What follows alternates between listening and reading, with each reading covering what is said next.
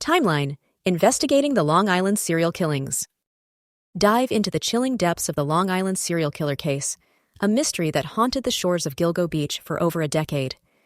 This is a story of lost lives, relentless investigation, and the eventual emergence of a suspect who lived a double life. Give a like and subscribe. Leave a comment. May 1st, 2010. Shannan Gilbert, an escort, vanished after a frantic 911 call. Her desperate plea painted a picture of someone fearing for her life. She reported believing someone was after her, adding a layer of urgency to the unfolding mystery. Gilbert was last seen at a client's home on Long Island, a detail that immediately focused the investigation. The circumstances surrounding her disappearance were unsettling. It sparked a search that would uncover a far more sinister reality. December 2010. The search for Gilbert led to the discovery of 4 bodies near Gilgo Beach. This grim discovery transformed a missing person case into a potential serial killer investigation. The desolate stretch of beach became a crime scene. The victims were identified as Maureen Brainerd Barnes, Amber Costello, Megan Waterman, and Melissa Barthélemy, later known as the Gilgo Four. All 4 women shared striking similarities. They were petite, in their 20s, and worked as online escorts. 3 of the women were found wrapped in burlap, a chilling detail that suggested a calculated and methodical killer. This element of concealment pointed to a level of planning and control. It deepened the mystery surrounding their deaths. May 2011. 6 more sets of remains were discovered in the area, expanding the scope of the investigation. The total count reached 10 sets of remains, including the Gilgo Four. This raised the terrifying possibility of multiple killers or a single prolific one. Investigators were unsure if the same killer was responsible for all the murders. The diverse nature of the victims added complexity to the case. It made profiling the potential perpetrator a significant challenge. Victim No. 5 was identified as Jessica Taylor, an escort who went missing in 2003. Victim No. 6 was Valerie Mack, Jane Doe #6, an escort who disappeared in 2000. These discoveries extended the timeline of the potential killer's activity. Victim No. 7 was a toddler girl, an innocent life tragically cut short. Victim No. 8 was an Asian male dressed in women's clothing, adding another layer of complexity. These victims defied the initial profile of the killer's targets. Victim No. 9 was Karen Vergata, an escort who disappeared in 1996. Victim No. 10 were female remains, Peaches, the mother of the toddler. The discovery of these remains further complicated the investigation. It highlighted the potential for a long-term pattern of violence. December 13th, 2011. Shannan Gilbert's remains were finally found, a year and a half after her disappearance. The discovery brought a sense of closure to her family, but also raised more questions. The circumstances of her death remained unclear. Investigators theorized she may have died of hypothermia or drowning, not murder. This theory contrasted with the other victims. It suggested a different cause of death, adding another layer of uncertainty to the case. Gilbert's belongings, including her purse, cell phone, shoes, and jeans, were found in the marsh. The scattered nature of her belongings suggested a struggle or a desperate attempt to escape. It fueled speculation about the true circumstances of her death. July 6, 2007. Maureen Brainerd Barnes' final weekend began, marking the start of a tragic sequence of events. Brainerd Barnes was a single mother working as an escort to provide for her family. Her life was filled with challenges and responsibilities. She was contacted by a burner phone between July 6th and July 9th, a detail that would later become a crucial element in the investigation. The use of a burner phone suggested an attempt to conceal the caller's identity. It raised suspicions about their intentions. There were 16 interactions between the burner phone and her cell phone, indicating a series of communications leading up to her disappearance. These interactions provided a timeline of her final days. They offered potential clues about her last known contacts. July 8, 2007. Missy Can had her last call with her sister, Maureen. Maureen called Missy late at night from Penn Station, a detail that placed her in a specific location. The call provided a glimpse into her state of mind before her disappearance. Maureen said she was going to take the train at midnight, indicating her intended destination. This information helped investigators piece together her movements. It allowed them to trace her potential path. July 2009. The disappearance of Melissa Barthélemy occurred, adding another victim to the growing list. Barthélemy moved to NYC to work as a hairdresser and escort. She sought a better life in the city, but her dreams were tragically cut short. July 17, 2009. Taunting phone calls began, a disturbing and cruel twist in the case. Barthélemy's sister, Amanda, received calls from a man using Melissa's cell phone. These calls were designed to inflict emotional pain and terror. The caller claimed to have killed Melissa, a chilling admission that confirmed the worst fears. The taunting calls added a layer of psychological torment to the already horrific crime. They revealed a disturbing level of depravity. June 5, 2010. Megan Waterman was contacted by a burner phone, mirroring the pattern seen in other victims' cases. The burner phone was activated the same day, suggesting a deliberate and planned interaction. This detail further solidified the connection between the victims. June 6, 2010.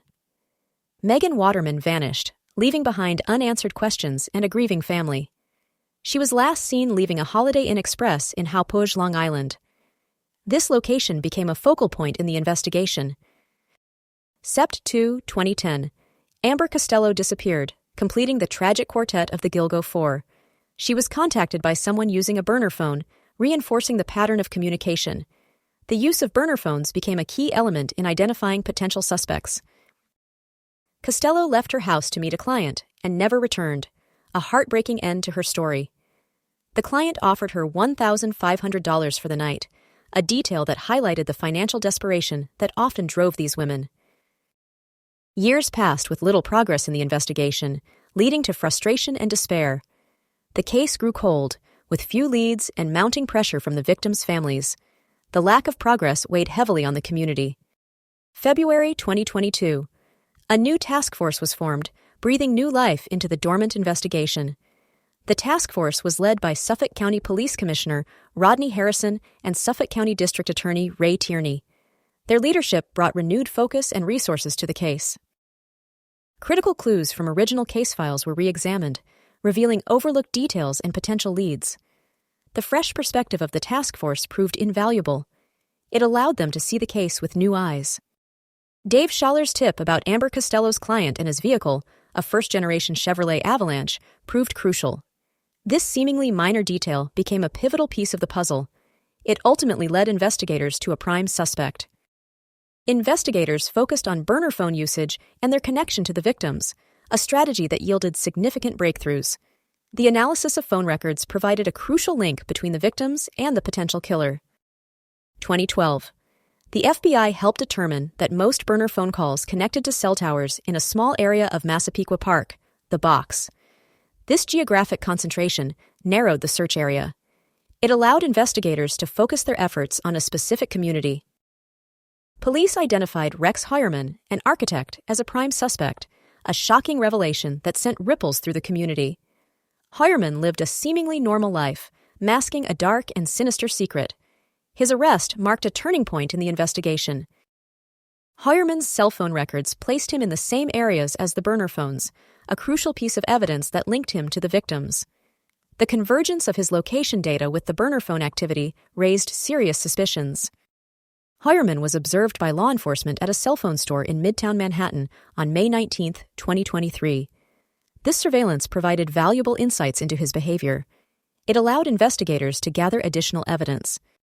Detectives tailed Heuermann and recovered his DNA from a pizza crust, a seemingly mundane act that proved to be a critical mistake for the suspect. The DNA evidence provided a definitive link between Heuermann and the crime scenes. The DNA matched a male hair found with Megan Waterman's body, solidifying Heuermann's connection to the murders. This DNA match was a game-changer. It provided the strongest evidence yet against the suspect. July 14, 2023. Rex Heuermann was arrested, bringing a sense of relief and closure to the victims' families. He was charged with the murders of Melissa Barthélemy, Megan Waterman, and Amber Costello. His arrest marked the culmination of years of investigation. Heuermann pleaded not guilty, setting the stage for a long and complex legal battle. His denial of the charges added another layer of drama to the unfolding case.